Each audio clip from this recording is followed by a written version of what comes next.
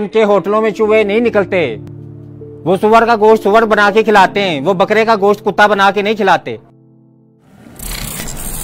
मेरी बात सुनो, सिगरेट नहीं खिलाते थे, चाय पिला दो यार, कितनी ठंड लग रही है। जिन माशरे में रहने की हम ख्वाहिश करते हैं वहां पे वही होता है जो वो कहते हैं। वहां पे अगर वो कहते हैं ना कि खुलेआम सेक्स करो, तो वो खुलेआम कर भी रहे हैं। फिर ऐसा नहीं है कि हमारी तरह कहते हैं कि सेक्स ना करना, ओए होए बेहयाई, ओए बेगैरती, ओए कंजर मुआशरे से निकाले हुए नहीं कहते। ये नहीं कि ये सब कुछ कह के और बेहयाई इंतहा से ज्यादा है, ऐसा नहीं है। वहां पे वो कहते हैं हम बेहया हैं और वो बन के भी फिर रहे हैं। हमारी तरह वो कहते हैं कि हम है नहीं और है सबसे ज्यादा हम लोग। वहां पे अगर वो कहते हैं ना कि यहाँ पे इंसाफ मिलेगा, यहाँ पे अमीर और गरीब के लिए एक ही कानून है, अगर वो कहते हैं तो वो है भी उनके लिए। हमारी तरह ये नहीं कि हम कहते कुछ और है और हमारे लिए कानून सिर्फ अमीरों के लिए, ऐसा नहीं है। वहां पे सबके लिए है, अगर वो कहते हैं तो वैसे ही है। अगर वो किसी के दुश्मन है ना, वो खुल डुल के दुश्मन है। अगर वो किसी के दोस्त हैं तो वो भी खुल डुल के दोस्त है। वो मुआशरा जीने के लिए ठीक है। और वहां पे हर इंसान जो भी मुझे जो बाहर जाता, जिससे मैं ये वजह पूछती हूँ कि भी तुम्हारी बाहर जाने की शदीद ख्वाहिश क्यों है, क्योंकि वो कहते हैं वहां पे इंसानों की जिंदगियां यार बड़ी आसान है, वहां पे इंसानों को बड़ा कुछ मिलता है, वहां पे जीना बड़ा आसान है। वो काफिरों के मुल्क में हम लोग ये कह रहे हैं और हम मुसलमान नबी पे जान शर्मिंदा तो होते नहीं हम लोग। तो वो इल्म और शऊर और तालीम और इंसान और अशरफुल मखलूकात वो किस लिए सबक पढ़ाए जा रहे हैं हमें? वो किस लिए पढ़ाए जा रहे हैं जब हमें उनको कहीं अमली जिंदगी में इस्तेमाल करने की जरूरत ही नहीं है और हमारे मुआशरे में उसके लिए कोई जगह भी नहीं है। तो क्यों हमें ये सब कुछ सिखाया जा रहा है? क्यों नहीं हमारे अंदर इतना हौसला कि हम लोग खुल के बच्चों को बताएं कि बेटा इस मुआशरे में झूठ बोलना है, सच ना बोलना।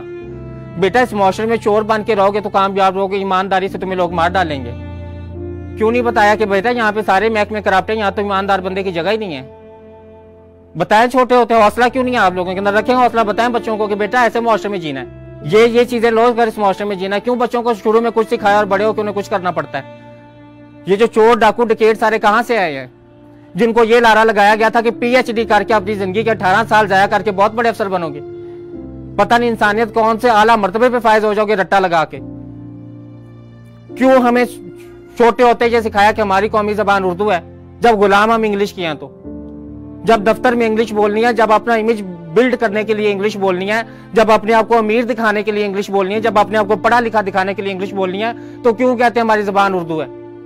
क्यों नहीं हमारे अंदर हौसला कि हम कहें कि हमारी कौमी जबान भी इंग्लिश ही है, उर्दू को तो हम कुछ नहीं समझते और पंजाबी का तो नाम ही फिर छोड़ दें।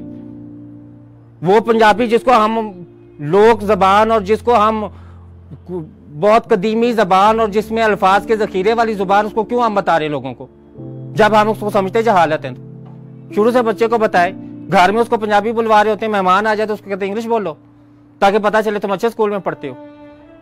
उर्दू बोलने से क्या हो जाएगा?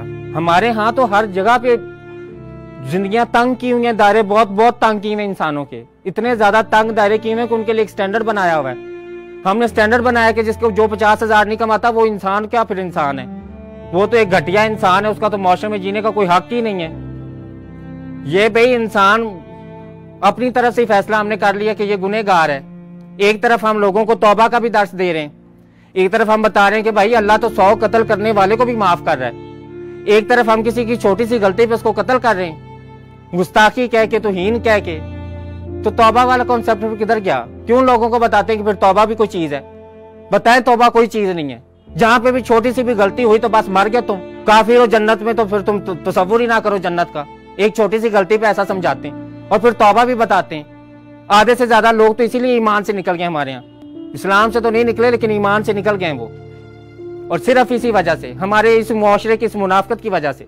और इस मुआशरे में जो भी इंसान बच्चा पैदा होता है वो फितरत पे मुनाफिक नहीं पैदा होता। अल्लाह ने किसी को ना फितरत पे मुनाफिक पैदा किया, ना किसी को हासिद पैदा किया, ना किसी को लालची पैदा किया, और ना ही किसी को काफिर पैदा किया। ये हमारे मुआशरे के वो अलमियात हैं, ये हमारे मुआशरे के वो रवैये जो इंसानों को ये बनने पे मजबूर करते हैं। अगर कोई 16 पढ़ा लड़का चोर बन गया तो उसके जिम्मेदार कौन है? जहन्नुम में किसको जाना चाहिए? बताएं कौन जाएगा जहन्नुम में? जिसने 16 जमातें पढ़ के चोरी किया वो जाएगा जहन्नुम में, या साहिब इक़्तिदार जहन्नुम में जाएगा जिसने उसे मजबूर किया है? हम देते यहाँ पे मिसालें रियासत मदीना की, और हमारे अमाल क्या हैं?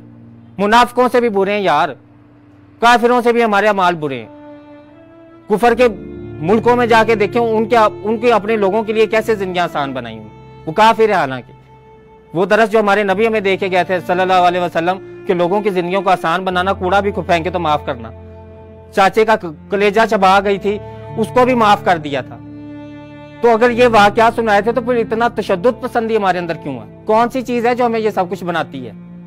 कौन सी चीज है जो हमें कंपेयर करती है कि फलां तुमसे ज्यादा अच्छा कमाता है, फलां तुमसे ज्यादा कामयाब है, तुम तो कुछ हो ही नहीं, तुमने तो ये किया ही नहीं, देखो फलां का बेटा कहां पहुंच गया, तुम तो पहुंचे ही नहीं। कहां पहुंचना था उसने?